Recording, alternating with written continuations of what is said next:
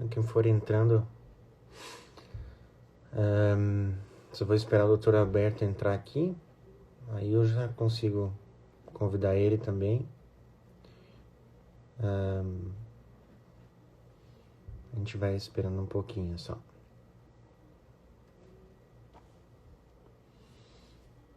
Só passando alguns dados, então, Santa Catarina até agora, 2 óbitos, hospitais vazios esperando o tsunami chegar e com a esperança que seja só uma ventania, tá?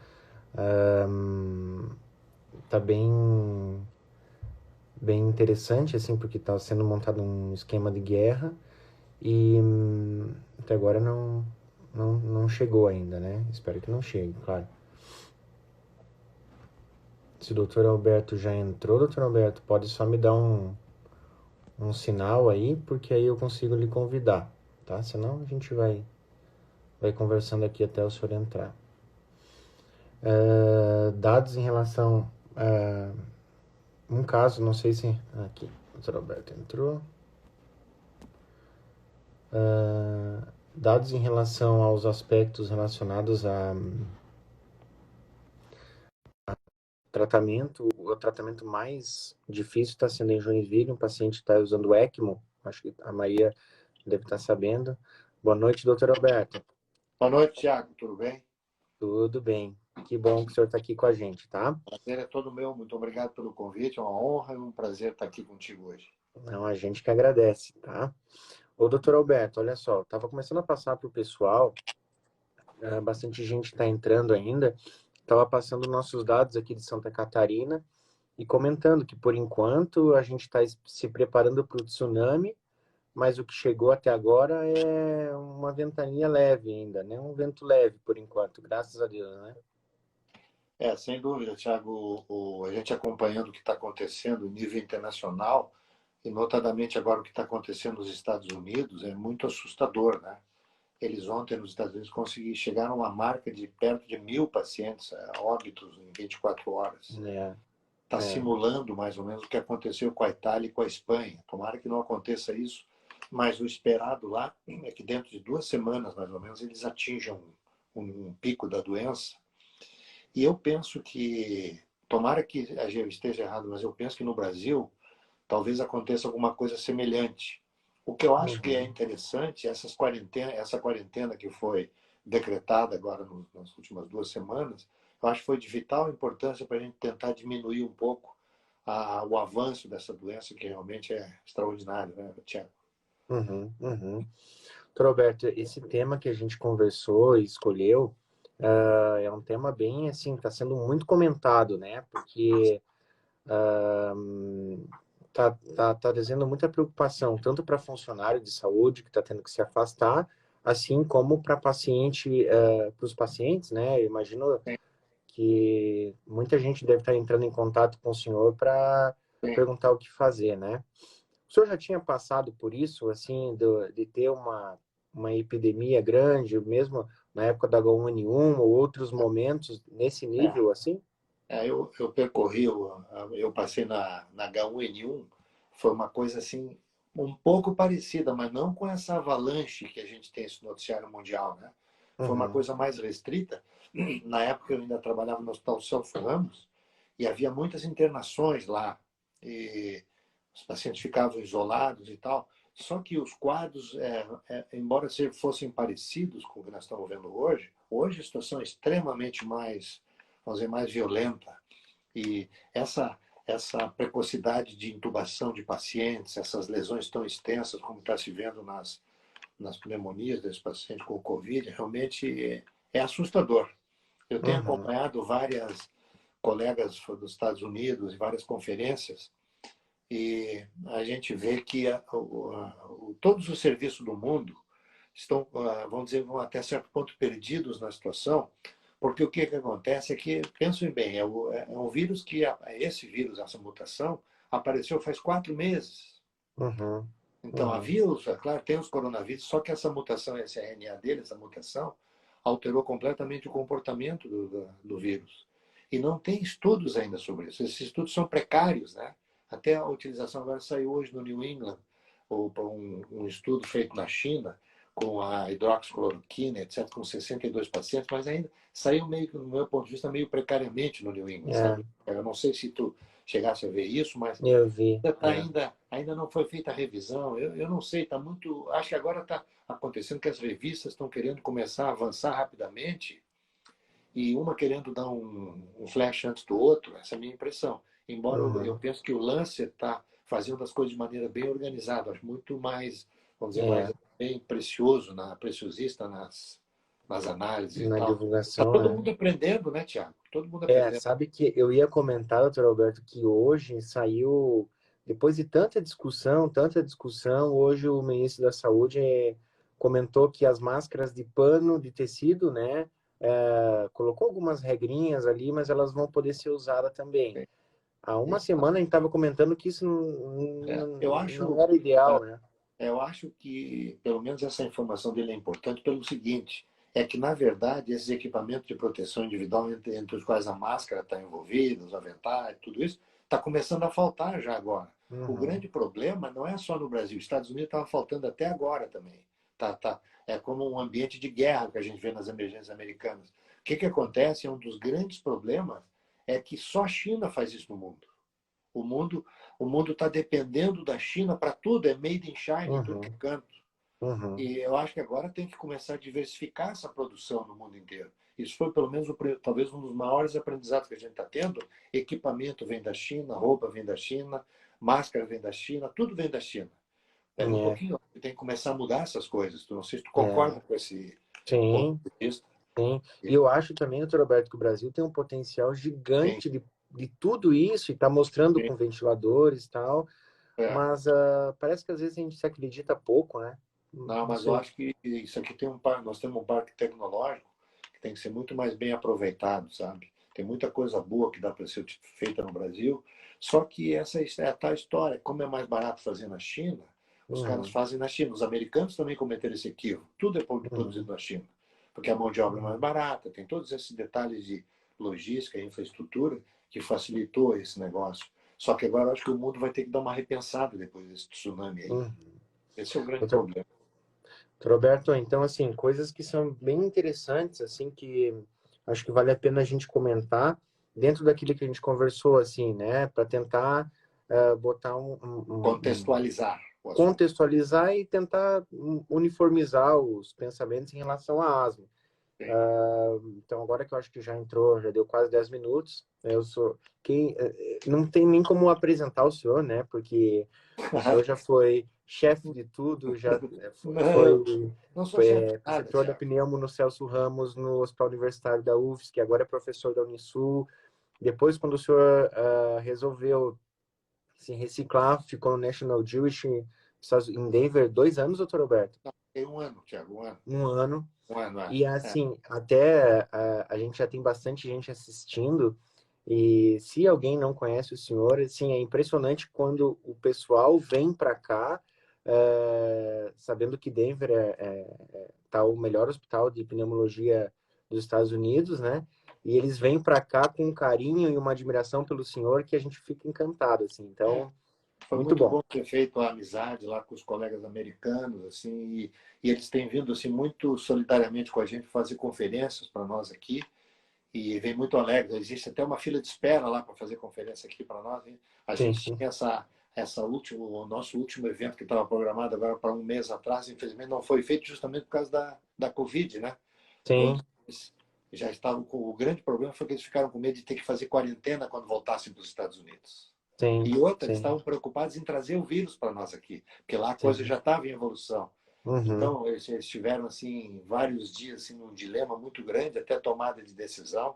Aí eu os coloquei bem à vontade, até que a gente vai marcar uma outra data, se Deus quiser, para a gente poder finalmente fazer o evento. Ia ser importante porque tinha mais de 150 inscrições. Era o Olha maior evento. só. Mas tudo bem. O importante é que a gente vai poder fazer no futuro. Não, vai sim. Olha só, doutor Roberto, então acho que dá para a gente começar bem assim. Eu vou fazer perguntas que mandaram para a gente, Perfeito. tá? E aí a gente pode ir conversando. A primeira, o que o senhor acha mais assim que está acontecendo? É uma pergunta até meio polêmica. Ah, será que esse vírus vai ser menos agressivo no Brasil em relação aos países do hemisfério norte, porque a gente está no verão?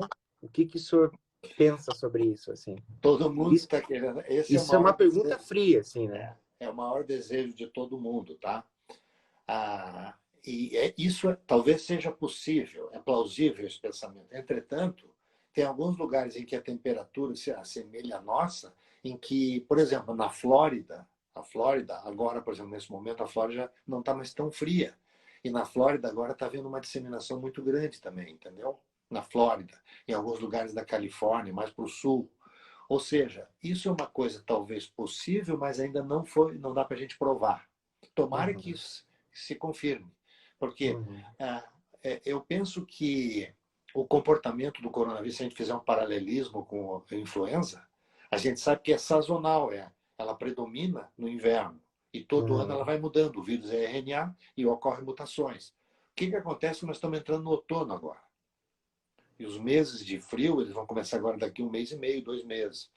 De maneira que esse nosso calor, se essa teoria estiver correta, ela vai ser correta até um determinado momento, porque vai começar a esfriar, vai baixar a temperatura. E aí as coisas vão começar a acontecer. E o outro problema que eu vejo, e daí porque eu vejo que essa vacinação antigripal que começou agora, precocemente, foi muito boa. Porque com isso a uhum, gente vai diminuir a possibilidade do resto da gripe comum, influenza, para diminuir a questão do diagnóstico diferencial. Que nós vamos ter que uhum. nos lidar muitas vezes com o diagnóstico diferencial entre influenza e COVID, e a Covid, né? Sim, sim. É, isso vai ser. Já está começando devagarinho, né? Hoje, até. Acho que semana passada o pessoal liberou do LACEN que tinha, por exemplo, sei lá, 20 casos confirmados em Santa Catarina de coronavírus e 80 de influenza, sabe? Por exemplo, assim. É. Então, né, vai ser mais prevalente por um bom tempo, eu acho, ainda, né? Existem também algumas observações que agora eles estão começando a estudar no Brasil, estão revendo casos vendo mortalidade em janeiro de alguns casos que estão fazendo análise, pelo menos que eu vi hoje no noticiário, que tem um paciente que faleceu em janeiro e lá era Covid já, e não se tinha essa Hum, informação ainda. Ou seja, hum, que já havia transmissão comunitária no Brasil em janeiro. Se isso é verdade, eu até fico um pouco pessimista porque nós tivemos o carnaval. O Rio de Janeiro recebeu milhares de pessoas da Itália, da Europa, e o carnaval a gente sabe a disseminação que ocorre. Então eu penso que nós ainda estamos começando, nós estamos ainda na base dessa montanha que eu espero que não ocorra. A gente está uhum, nessa base. Eu acho que as coisas vão piorar bastante à medida que os dias forem passando. Tomara que eu hum. esteja errado. Não, existe uma expectativa bem grande, assim, né? Sim, Doutor Alberto, e em relação aos pacientes com asma, a gente sabe que no verão, assim, diminui a procura, né? E existe uma coisa muito comum nos pacientes nossos crônicos com asma ou DPOC, que é eles pararem as medicações, né, no verão e depois voltar, depois da primeira crise, aí outono e inverno. sim. O que a gente tem visto de números em Santa Catarina é que ainda tem muito paciente jovem, né? Paciente de 30 e 39 anos é o maior número de pacientes, né? O senhor Sim. acha que isso se explica por isso? Porque muito jovem está com medo, né? Eu estou preocupado em trabalhar porque eu tenho asma, e muitas vezes não está acontecendo nada de síndrome gripal por um vírus comum, mas eu acho que existe muito disso, do tratamento relaxar no verão e as pessoas ficarem mais suscetíveis e desencadear crise de asma, né? Isso acontece muito, principalmente entre adolescentes. Os adolescentes se julgam indestrutíveis. Os jovens se julgam indestrutíveis, né? Depois que a gente chega nos 40 anos, a gente começa a ver que não é bem assim, né? Uhum. E eu que já passei bem Eu disso. concordo. Pois é. Então veja bem, os pacientes, na verdade, eles costumam relaxar um pouco. Ou seja, a adesão ao tratamento da asma, ela fica relaxada, principalmente nessa época de verão, etc. Tem pacientes que cumprem regularmente. O problema que eu vejo em relação agora, falando entre que o assunto nosso, pelo que a gente começou, seria asma e Covid. Eu penso que as pessoas agora vão começar a prestar mais atenção para isso, os Uhum, asmáticos. uhum, Porque todo mundo tá na televisão todo dia. Qual é o sintoma da Covid? O cara tem tosse e tem falta de ar. não é? Uhum. Então, o asmático, a vida dele é isso, a vida inteira, quando ele é mal controlado. E o cara pensa que qualquer coisa já está relacionada. É normal que a pessoa relacione isso. É claro que eles esquecem que a febre é um fator importante, que a tosse é diferente daquela que ele tinha quando tinha crise, quando tem crise de asma, que a sibilância, no caso da Covid, não é uma coisa tão extraordinária e tal. De sorte que, para nós pneumologistas, isso vai ser um assunto muito recorrente. Eu agora tenho feito praticamente vários atendimentos por teleatendimento de orientação para os pacientes meus, que eu não tenho ido ao consultório agora, nesses dias. E, basicamente, as perguntas sempre são essas, levantadas. Ah, falta já que eu tenho, será que pode ser? Aí a pergunta é, você teve febre? Não teve, então não viajou. Agora já não tem mais o critério de viagem, mas a ausência de febre é um fator importante para a gente, em princípio, colocá-lo como fora da lista dos prováveis candidatos a ter a doença, não é? Uhum. E, Tiago, isso leva a gente...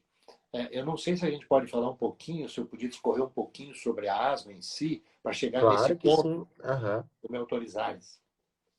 Uma primeira coisa que eu sempre digo, que quando a gente começa a falar em asma, é dos procedimentos terapêuticos e diagnósticos, vamos dizer assim, incongruentes com a doença.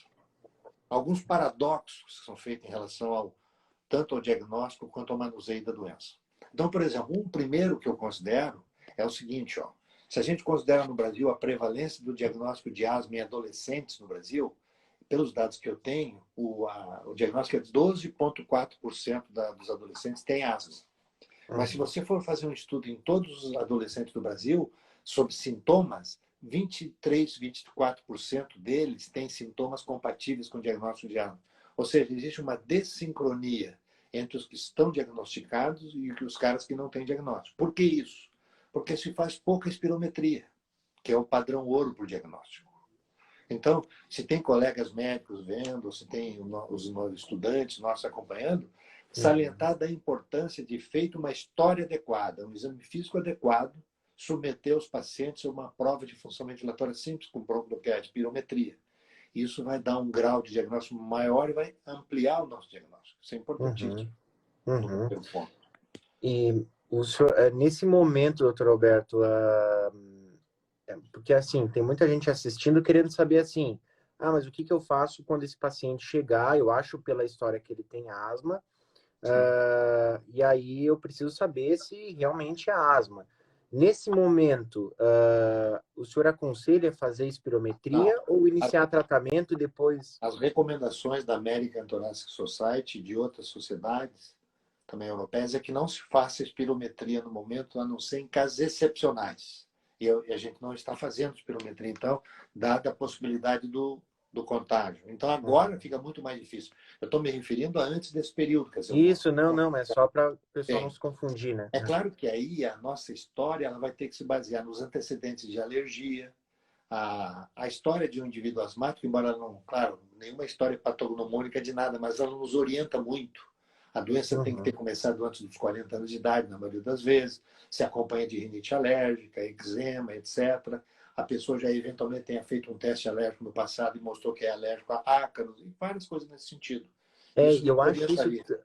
é tão importante, né? Às vezes a gente esquece da anamnese Sim. e asma, É, DPOC, são é doenças que a anamnese tem que ser muito bem feita, né? É pena que eu não consigo hoje mostrar alguns slides. Talvez um outro dia a gente possa fazer um outro estilo de coisa, mas Uhum. veja bem, a indústria farmacêutica evoluiu em relação ao tratamento da asma. Eu vou falar para vocês o seguinte: eu me formei em 1973. Veja bem, tinha muita gente que Uhum. não tinha nascido ainda, acho que nem tu era nascido ainda nessa época, 1973. Então, em 1973, o que tinha de tratamento para asma era nebulizações com soro fisiológico. Depois apareceu o fenoterol e o salbutamol, hidrocortisona endovenosa, etc, etc. A minofilina se usava aos borbotões na veia, diretamente na veia. Aham. E a grande discussão científica na época era saber se a gente faria a minofilina direto na veia ou pingando no soro. E aí se tinha que ver qual era a velocidade. Quer dizer, tu vê o nível que era o negócio. Uhum. Alguns Uhum. sobreviviam, felizmente. Bom, a indústria evoluiu de uma maneira extraordinária. Hoje nós temos medicações assim, depois até a gente pode discutir alguma coisa se der tempo, mas Uhum. hoje, comparado com o que tinha no passado, é extraordinária a mudança. Só que a gente tem tudo isso na mão, mas eu vejo que as pessoas não são testadas em relação às alergias que elas têm. as pessoas estão continuando dentro de casa, cheio de ácaro, quer dizer, uma série de medidas que poderiam ser feitas, que às vezes nem é só para complementar o tratamento, é às vezes até para fazer a base do tratamento, tirar o alergênio da pessoa. Então, o pó da casa, essas coisas todas do ácaro dentro do colchão, do travesseiro, para melhorar o controle da doença. Porque quando a gente Uhum. fala agora em Covid, a principal arma que o asmático tem para a Covid, além dessa de isolamento pessoal, é o controle da doença com os medicamentos que o médico prescreve. Tu viu que eu Deixa eu só falei? fazer, deixa eu lhe fazer um Não. gancho, então, já. Sim. O pessoal tem perguntado muito assim, a Isabelle colocou isso, a Maria depois fez uma pergunta bem interessante que eu vou fazer, eu vou complementar, mas é nisso, doutor Alberto. O pessoal que, por exemplo, estava usando lá aquele nosso esquema Smart, né, de às vezes poder reduzir, o senhor aconselharia, de uma maneira geral, tá? Digamos aqui, hoje a gente está com uma galera bem grande de estudantes e médicos. Ah, não, doutor, eu não sei se eu continuo o meu remédio, que normalmente no verão eu paro. Continuo ou não? Tem que continuar. O tratamento padrão hoje, e a gente pode depois discutir melhor, é beta 2 de longa mais corticoide inalatório, para controle e resgate da doença. Não há nenhuma contraindicação em relação ao corticoide inalatório em relação à Covid-19. O que existe é uma discussão em relação ao corticoide sistêmico, que isso poderia favorecer. Isso não está provado ainda, mas eu tenho discutido com vários colegas lá de fora, e essa é a tendência, não utilizar corticoide sistêmico, a menos que o sujeito tenha alguma doença prévia, que ele tenha que usar de maneira crônica, e não poderia ser interrompido, entendeu? E há estudos também que mostram, estudos ainda não, mas existe uma tendência a pensar que esse corticoide inalatório, ele talvez protegesse as vias aéreas do paciente em relação a determinadas infecções por vírus, etc. E no caso, o coronavírus seria um dos que entrariam nessa coisa. E uma coisa importante também, já que a gente está falando para estudantes, é que entender o seguinte: o tratamento da asma, quando ele não é bem feito, quer dizer, quando o indivíduo não usa beta 2 associado a corticoide inalatório junto, de preferência no mesmo dispositivo, existe uma tendência para o que a gente chama de surgimento do remodelamento brônquico, em que o indivíduo, à medida que o tempo vai passando, vai havendo espessamento da membrana basal, ele vai perdendo os cílios de revestimento da parede brônquica, existe produção de muco, edema da mucosa, etc. E quando ele perde os cílios, ele perde um dos principais mecanismos de defesa das vias aéreas. Qualquer vírus, qualquer bactéria ou fungo que entra, vai direto para dentro dos alvéolos. E isso é um dos fatores que poderia, talvez, nos asmáticos, ser um dos precipitantes dessas pneumonias que eles têm, além de outros aspectos que podiam ser considerados. Uhum. Que uma definição hoje, assistindo um desses jornais, e eles como jornalistas, eles têm lido tanto que é interessante, né? Como eles conseguem, às vezes, interpretar como um médico realmente, assim, né? E ela colocou uma situação depois eu fiquei pensando, ela tirou um coelho da cartola que parece simples, mas quando a gente coloca grupo de risco, a gente fala que o paciente que tem asma, ele pode evoluir pior. A chance de se contaminar é igual a toda a Igual, população. é igual de toda a população. O risco de contaminação, de ter infecção é igual. Agora veja uma coisa interessante, nós estamos falando de mortalidade, e essa mortalidade da Covid é que está chamando a atenção, por isso que a grande imprensa e essas pessoas. Eu até peguei umas anotações aqui interessantes, que seria legal para a gente só fazer um Claro, comparativo, claro. já que tem estudante. Por exemplo, por dia, no mundo, morrem 9.000 pessoas com DPOC. Por dia, no mundo. Com pneumonia, 9.000 pessoas, de qualquer natureza. Estou falando antes da Covid, tá? Estudos Uhum, anteriores, uhum. dados da OMS. Por gripe, influenza, 2.000 pessoas por dia. Por asma, 1.000 pessoas por dia. E tuberculose de qualquer natureza, qualquer localização, 4.500 pessoas por dia. Ou seja, várias doenças matam muita gente por dia, só que não se presta muita atenção. Aqui no Sim. Brasil tem outras coisas também, tem o Zika, tem Dengue. malária, entendeu? De forma que isso está chamando a atenção, dado que é um fenômeno agudo que está acontecendo no mundo. E que a Sim, gente sim. não tem armas terapêuticas e nem vacina. Sim, sim. Essa é o grande. E outra, a propagação é muito mais rápida do que a própria influenza. Uhum. A gente estava conversando, Roberto, com uma psiquiatra na segunda-feira. E ela citou um termo chamado infodemia, que é muita informação, a maioria delas é porcaria, né? Sim, Mas também tem muita informação de valor, só que dessa é, vez sendo transmitida para uma população que não está acostumada com termos científicos, com mortalidade, com tudo isso. Então, o exatamente. pânico da população agora é muito maior. E às vezes o pessoal, essa é a minha impressão, sabe?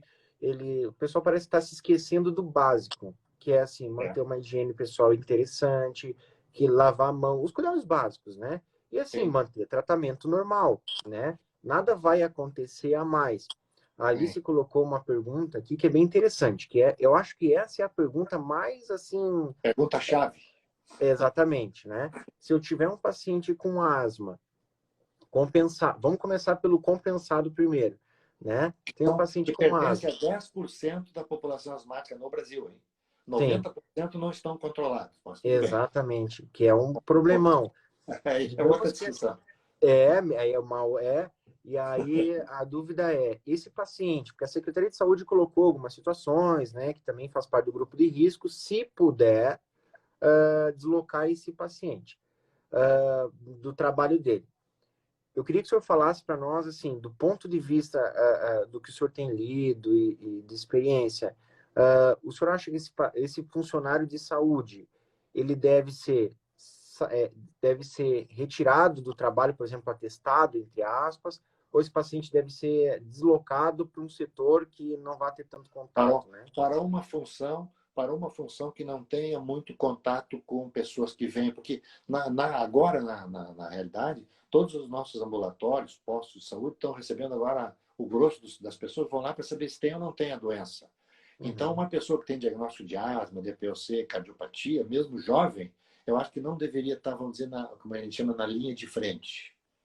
uhum, Porque realmente, se ele adquirir a infecção, ele pode, embora seja jovem, mesmo jovem, dadas as condições que ele tem dentro da parede bronca, ele pode reagir de maneira absolutamente diferente sim, do que sim, os indivíduos que não têm nada. Então, eu tenho feito alguns atestados em pessoas que trabalham no setor de saúde, que são meus pacientes, naturalmente, já com diagnóstico certo de asma e outras coisas assim, DPOC, que fique afastado daquele setor que ele trabalhava. Então, pode ficar numa tarefa administrativa. Eu acho que a questão das tarefas administrativas hoje pode ser muito bem feita pelo home office agora. uhum, Ou eu acho não, existe já existe hoje, está absolutamente categorizado o seguinte: nesse momento, como a gente não tem armas contra o coronavírus, o isolamento pessoal, eu não gosto de dizer isolamento social, eu é digo tão ruim, isolamento né? pessoal. Sabe por quê? Porque agora nós estamos em comunhão social aqui agora. Nós não É, estamos isolados. Socialmente nós estamos ativos. O problema é que a gente não está perto um do outro, perto ó, das pessoas. aqui Isso tá a gente mostrando que realmente tem tem problema. quase Aqui está mostrando que tem quase 100 pessoas É. assistindo, né? E tem Isso uns que aí é uma entram, união saem. social, é uma união social. Exatamente, isso é Uma união mais do que social. uma sala de congresso, né? Muito mais do que e muito mais do que uma sala presencial. Então, Sim. nós estamos separados pessoalmente, mas não através disso. A gente está socializando aqui, trocando informações e aprendendo coisas, né? Uhum. Então, é O isso. pessoal, o pessoal perguntou aqui, ó, assim, que é uma pergunta até interessante, que é assim, mesmo que a gente saiba que só 10% está controlado, uma pergunta meio técnica até. Se a gente desloca todo mundo, né, asma leve, moderada ou moderada ou grave, só que hoje a tendência nossa é falar se essa asma está controlada ou não, né?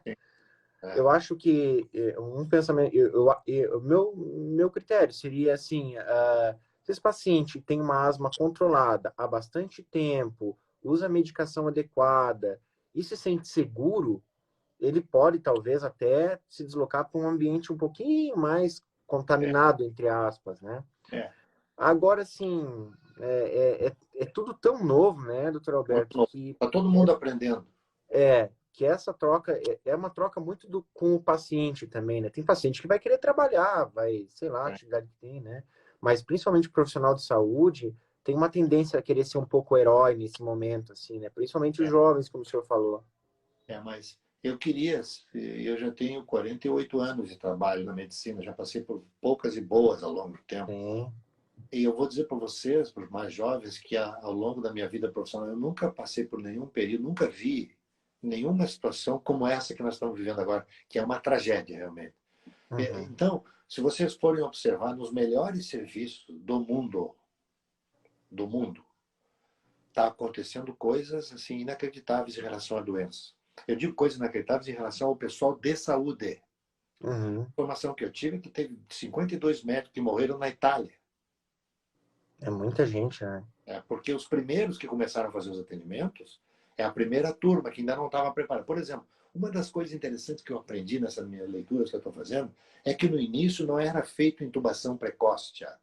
Eles Uhum. faziam ventilação não invasiva com aquela máscara. O que acontecia lá, principalmente na Itália? Na China ninguém tem estado, mas na Itália Uhum. aconteceu. Qual foi a conclusão? Quando botava aquela máscara nos pacientes, muitos deles reagiam. A gente sabe que muitos deles não se acomodam.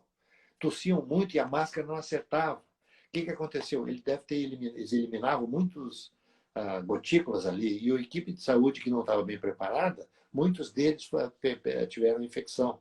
Por isso que agora a indicação mais precisa é fazer intubação precoce, que aí você Uhum. diminui a possibilidade do paciente infectar os circundantes ali da equipe. Então, esse foi um avanço que já se teve no início, entende?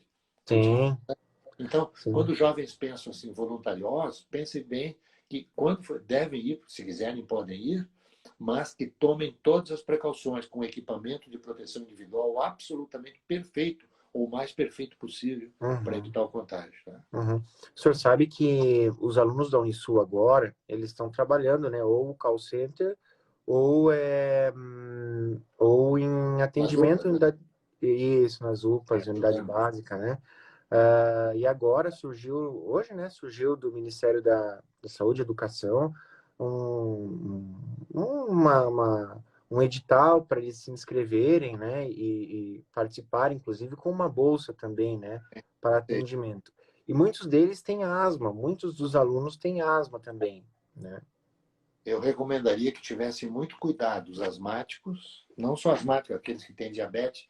A primeira comorbidade que piora é cardiopatia, de qualquer natureza. A segunda é diabetes média. E a terceira são as doenças respiratórias crônicas. E Uhum, quarta, uhum, hipertensão arterial sistêmica. Ou uhum, seja, as doenças respiratórias crônicas são realmente fatores de risco. Eu até tomei a liberdade de anotar aqui, ó, na cardiopatia, 10% dos pacientes têm cardiopatia, dos caras que evoluíam para óbito. aham, 7,3% têm diabetes, 6,3% doenças respiratórias crônicas, hipertensão arterial sistêmica 6% e neoplasia de qualquer natureza 5%. Ou seja, sempre é um risco a mais. Com isso, eu sim, não estou querendo desencorajar os nossos jovens a participarem dessa batalha, que eu acho muito, muito legal e bastante honroso participar disso. E eu sei até que para os doutorandos vai valer ponto para a residência e para sim, de maneira que eu acho importante, desde que tomem assim as providências usuais para esse tipo de sim, procedimentos adequados. Né? sim. Isso é uma coisa que a gente vem conversando e eu acho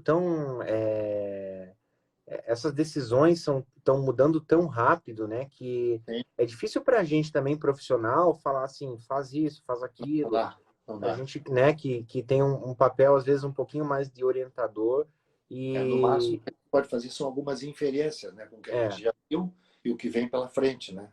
uhum, E uhum, eu penso que o número de pessoas, eu penso que existe subnotificação do Brasil, uhum. Ah, sim, assim, porque os testes não estão sendo feitos ainda em escala que deveriam ser feitos, que é um problema que a Coreia do Sul, lá em Singapura, eles conseguiram fazer testagem em grande escala e o número de doentes diminuiu, quer dizer, não foi alto, né? De maneira sim, que esse é um exemplo típico de por que é importante fazer essa testagem no maior número de pessoas para poder isolá-los dos outros para evitar o contágio. Até para a gente. Porque o grande problema que eu vejo, Thiago, é o seguinte: é como é que isso aí vai se voltar, a gente vai voltar para as condições normais. Porque é o seguinte, ó, nós estamos mantendo hoje mais do que 80, sei lá, 80% da população brasileira isolada, uhum, certo?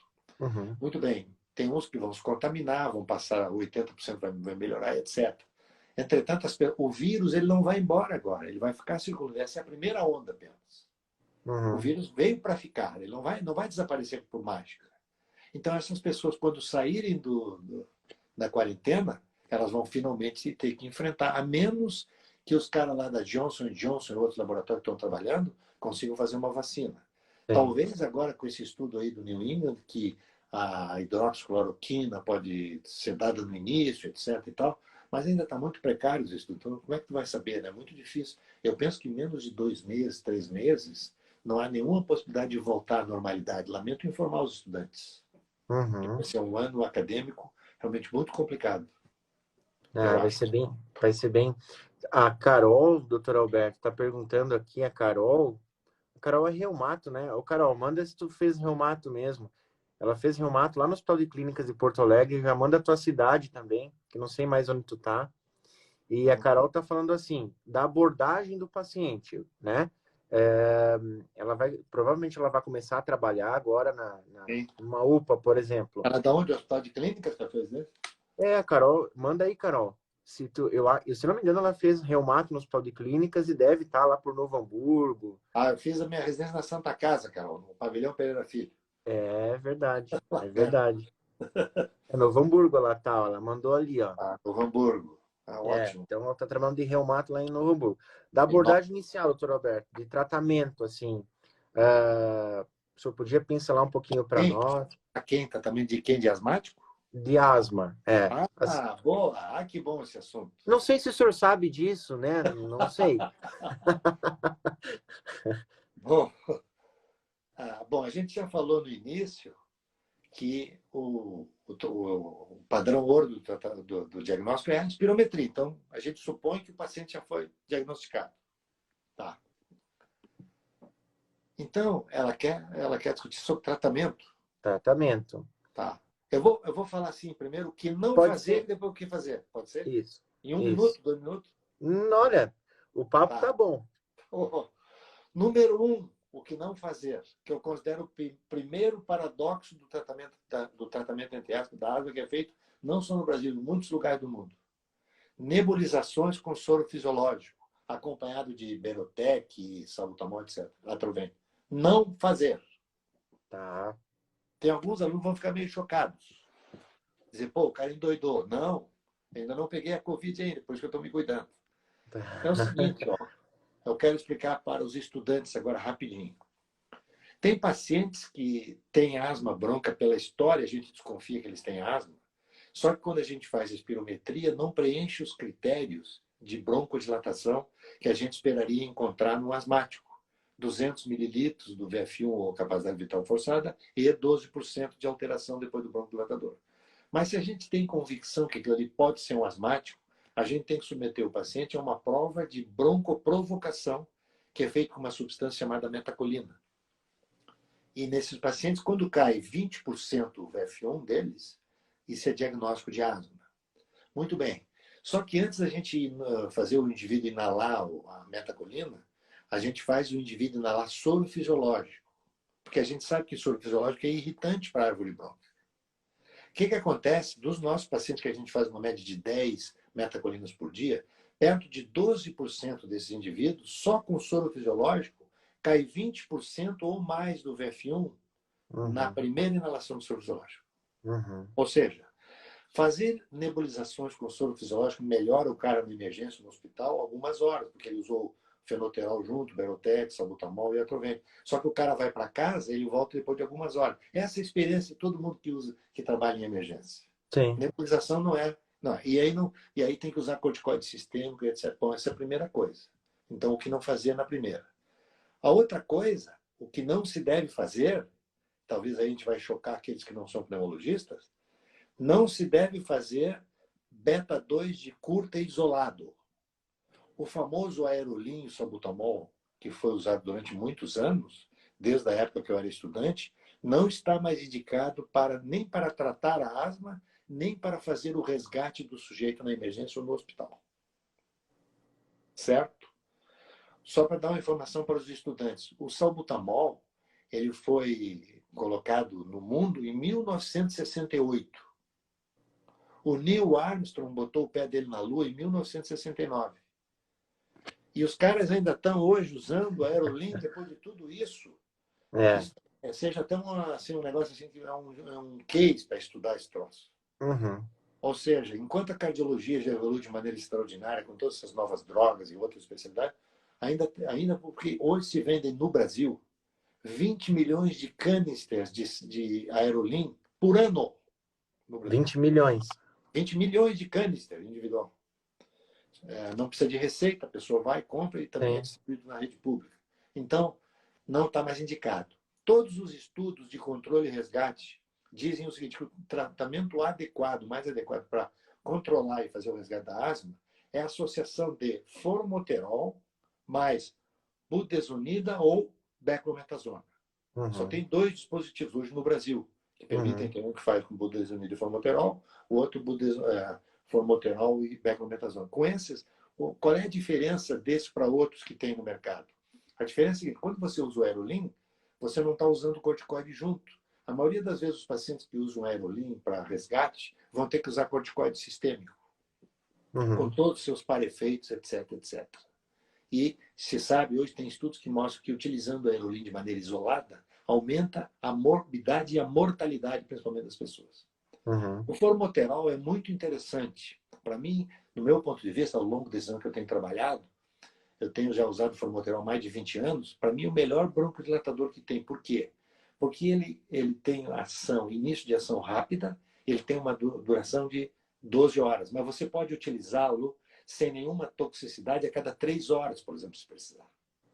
Aí você usa ele associado com corticoide no mesmo dispositivo, você contém o controle, faz o controle do indivíduo e, se tiver em crise, pode fazer o resgate. No meu ponto de vista, eu tenho ensinado isso aos alunos, eles deveriam ter esses dispositivos nas emergências quando forem dar plantão. É fácil conseguir amostras. Depois, os nossos alunos aí da Unisul, se quiserem conversar comigo, quando voltar ao ambulatório, eu posso fazer algumas orientações sobre isso lá na prática. Seria bastante interessante. Então, Porque a Nicole coloca exatamente isso, né? A Nicole foi nossa aluna, né? O senhor não deve lembrar dela, mas era uma bem agitada, sabe, doutor Alberto? Nicole, qual é o sobrenome dela? É Venson. Ah, Ela claro que me lembro. Sim. era, olha, Tudo bem, só Nicole? incomodava. A Nicole está aí? Tá aqui. Ela tá Ah, tá. É perguntando assim, ó. Benzon. Claro que sim. Excelente É, aluna. agora ela quer ter filho, aí ela decidiu não fazer residência.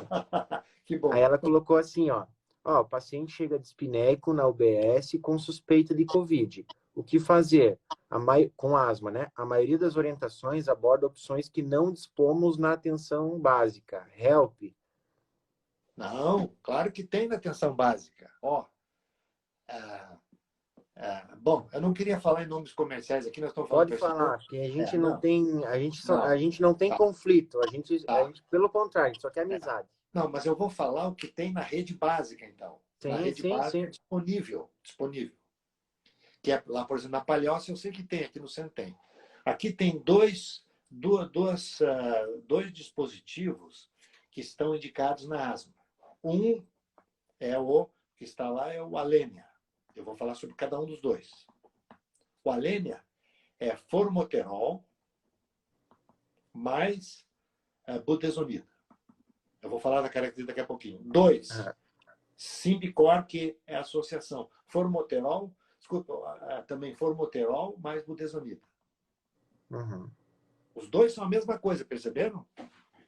Só que agora eu vou falar uma coisa, talvez para quem gosta de tratar asma, essa é a coisa mais importante. É sobre dispositivo. As vias aéreas periféricas são aquelas que têm menos de 2 milímetros de diâmetro. Elas têm um grande número de receptores de beta-agonistas, de beta-2, de broncodilatadores e de corticoides inalatórios, as pequenas vias aéreas. As grandes vias aéreas predomina apenas um grupo deles, que são os beta-2. De maneira que, para que você tenha um bom efeito broncodilatador associado ao efeito anti-inflamatório, você tem que fazer com que o indivíduo inale partículas pequenas para chegar nas vias aéreas periféricas.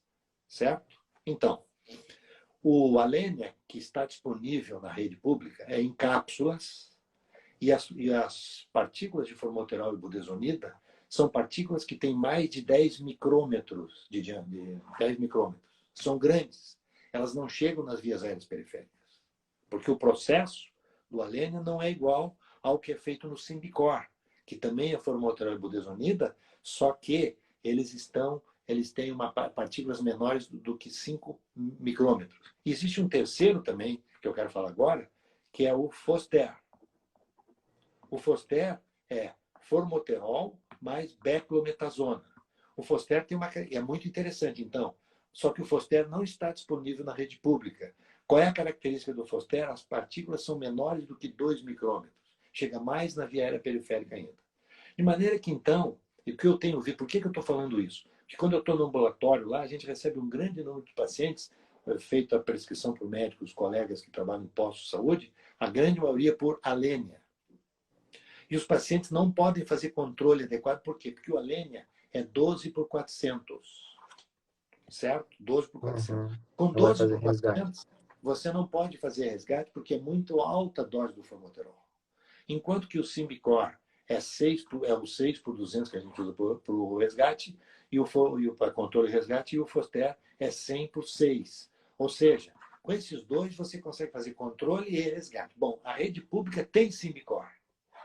Uhum. Uhum. Ou seja, para a Nicole, é possível utilizar. É claro que ela não vai ter na emergência, mas se ela trabalha em algum posto de saúde, eu tenho certeza que deve ter uma maneira de se conseguir para ter isso na emergência, lá no posto, pelo menos algumas desses Uhum. do Simbicor, para fazer o primeiro atendimento emergencial, ensinar o paciente a usar, que é importante, e ele ir para casa. Ô, doutor Roberto, e a Nicole mandou aqui, ó, se ela poderia usar, se ela poderia usar o mesmo dispositivo, digamos assim, se ela passasse hoje à noite numa farmácia, comprasse o Symbicort, poderia usar o mesmo dispositivo, higienizar e usar em outro paciente? Sim, o mesmo dispositivo, só que existe um adaptador. Eu não tenho aqui, é pena que eu não tenho, senão eu já ia mostrar. Existe um adaptadorzinho que a gente pode colocar, é um pequeno bico que a gente coloca na ponta no caso aqui, o Symbicort, e o paciente pode usar ela pode ter vários desses bicos, é de plástico, usa Aham. com o paciente na emergência, depois manda limpar, com a enfermagem esteriliza, usa os métodos lá, é, faz asepsia, e depois cada paciente que vier pode usar o mesmo dispositivo, porque o cara só faz inalação, ele não sopra. Porque ficaria muito barato, né? Porque a Alice está nos assistindo e a Alice está muito engajada nos protocolos clínicos lá do Hospital Ela trabalha Regional. onde? Aonde ela Lá no trabalha? Hospital Regional. Ah, deixa eu ir lá um dia. Eu quero ir lá um dia com vocês lá. Pois é, não, o senhor tem que ir. E o que que acontece? A gente está muito preocupado, não vai nebulizar, tal. Foi feito um pedido de compra de salbutamol com espaçador, tal. Mas talvez, talvez não. A ideia ideal talvez fosse, né? A gente tentar adquirir medicações formoterol e budesonida e Sim. que se usasse com esses bicos a gente consegue comprar, doutor Roberto? Eles têm, esses bicos não é comprado, eles dão, tem toneladas de amostras, eles dão amostra Ah, para então vocês. isso aí, porque isso A aí gente é pode assim, conversar com o pessoal deles lá, e eles vão conseguir quantas vocês quiserem, até bastante amostra para vocês. ó, Alice, eu vou te Os falar. A Alice ex-alunos tá meus escrevendo que aqui, eu já vou falar para ela entrar em contato com o senhor aí. vários ex-alunos meus ali da Unisul agora começaram a trabalhar nos postos, sabe? E muitas vezes eles me mandam o WhatsApp para certos casos e tal, e eles aprenderam comigo essas técnicas de controle e resgate, e eles conseguiram a amostra e estão usando nos pacientes. O Não, que muito bom. acontece? Quando a gente faz o controle adequado, pessoal, o grande macete é o seguinte: o cara não interna mais. É muito rara a internação. O objetivo do asma é tirar o asmático da emergência do hospital e da internação. Claro que um ou outro necessariamente vai, porque a asma de severa, de difícil controle, mas é um número menos de 1%, não chega a 1%. Se você fizer o controle adequado, utilizando esse esquema de controle adequado, o cara não vai fazer visita inesperada na maioria das vezes ao médico, não vai para a emergência e não interna. Aí você diminui o quê? Que é o principal objetivo, diminui morbidade e diminui mortalidade. É fácil, é bem fácil. Sim.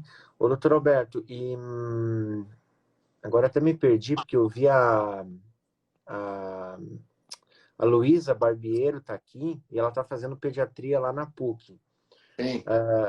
O senhor lembra da Luísa? A Luísa era de Chapecó.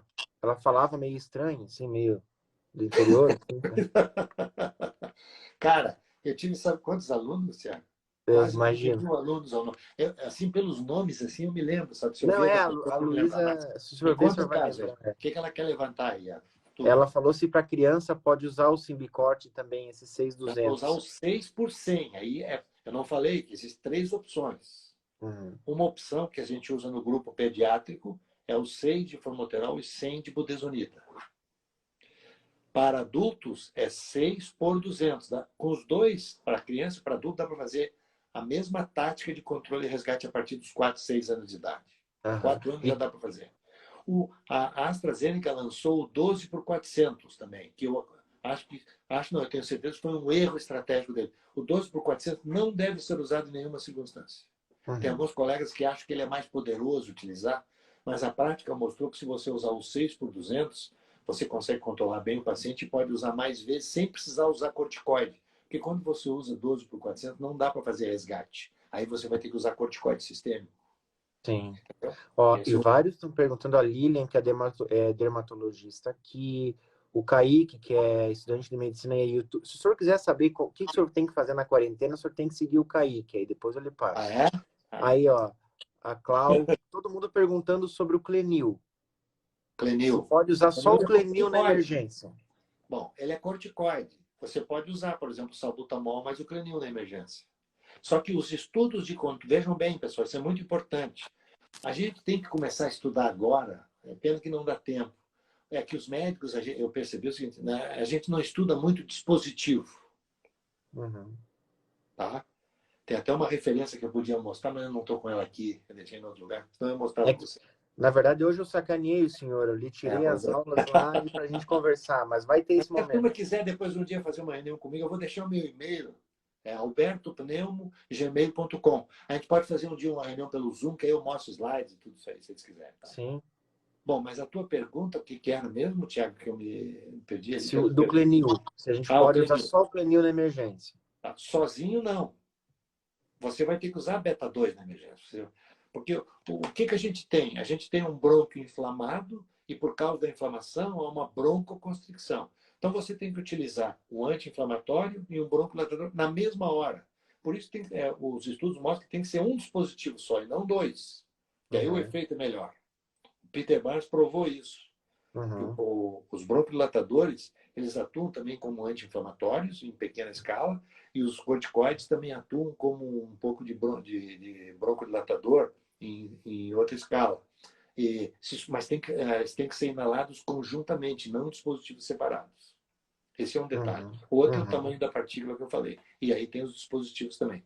De maneira que se tiver o Clenil lá, dá para usar, no caso, salbutamol mais o Clenil, que poderia ser Sim, utilizado, embora sim, o sim. mais prático, porque o paciente vai ter que usar isso em casa. Vejam bem, quando o cara for para casa da emergência, ele tem que ser orientado como é que ele vai fazer o controle em casa.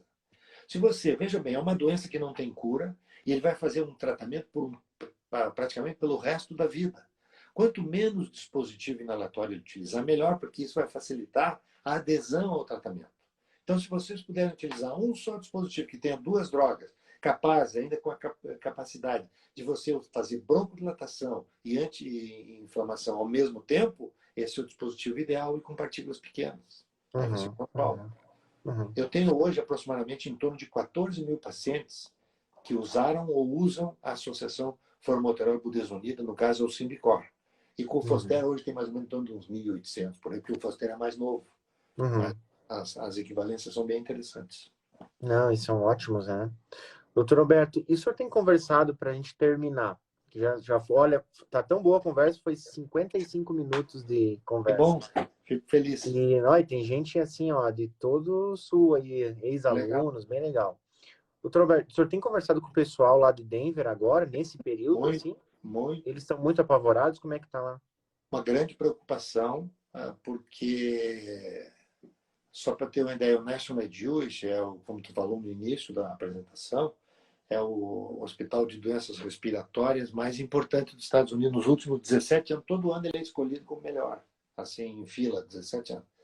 E nunca parou, porque lá é 24 horas por dia pesquisa, assistência e pesquisa. Então, veja bem, todas as endoscopias pararam, toda a função, eles têm um andar inteiro de função respiratória, tem 14 pletismórfos. Funciona o dia inteiro, é bala. Tu que é da área sabe disso.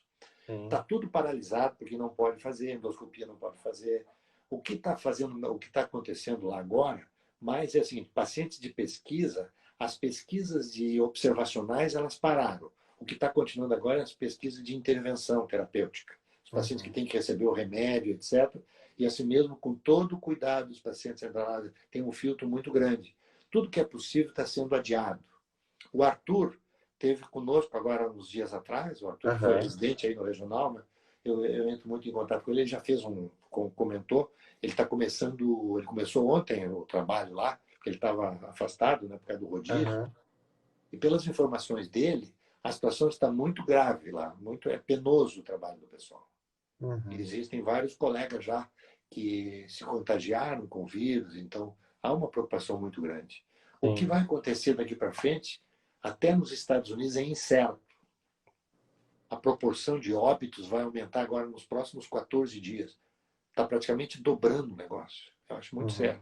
Por Uhum. isso que eu acho que a gente tenha sido bom já essa quarentena no Brasil, antes de que a gente chegasse no pico das coisas. Isso Uhum. eu acho que vai impedir que essa tal da curva, o achatamento da curva, se dê precocemente para não chegar lá naquele topo do Everest, né? Que é o que a gente.